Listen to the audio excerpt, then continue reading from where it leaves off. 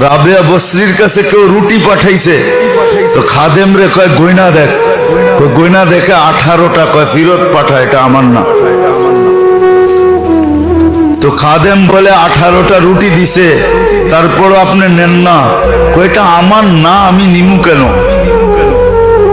তো ফিরত দিছে, কয় নিব না, ওটা নাকি ওনার না।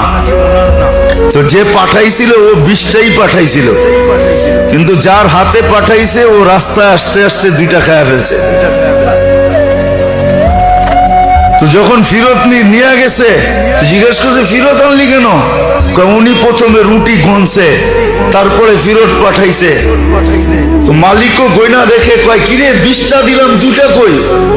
আমি তো রাস্তায় খায়া ফেলছি, এই জন্যই হয়তো রাখে নাই, আবার 2টা পুরা করে পাঠাইছে। এইবার গয়না দেখ, কয় 20টা। তাইলে রাখ, এটাই আমার। কেন বললেন? আমি সকালে 2 রুটি দিছি গরিবরে, আল্লাহর ওয়াদা আছে দিনে দুনিয়ায় 10 গুণ দিবে, তো 2টার বদলায় 20টা প্রাপ্য আমি 18টা কেন রাখবো? 18টা তো আমার না, কেন রাখবো? পরে 20টা পুরো করে দিছে, তারপরে গয়না রাখছে 20টা।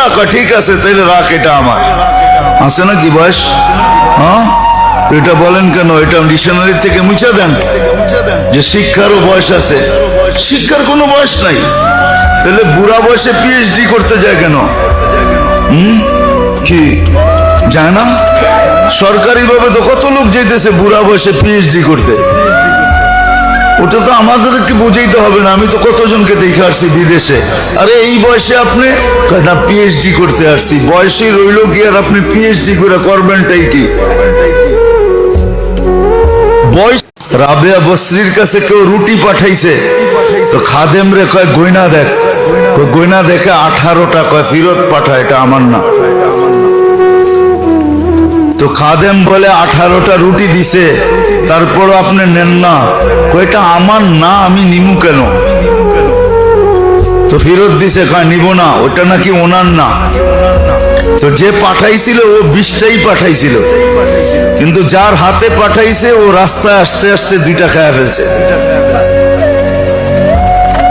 তো যখন ফিরত নিয়ে গেছে, জিজ্ঞেস করছে ফিরত আনলি কেন? উনি প্রথমে রুটি গনছে, তারপরে ফিরত পাঠাইছে। তো মালিকও গয়না দেখে কয় কিরে 20টা দিলাম, 2টা কই? আমি তো রাস্তায় খায়া ফেলছি, এই জন্যই হয়তো রাখে নাই, আবার 2টা পুরা করে পাঠাইছে। এইবার গয়না দেখ, কয় 20টা।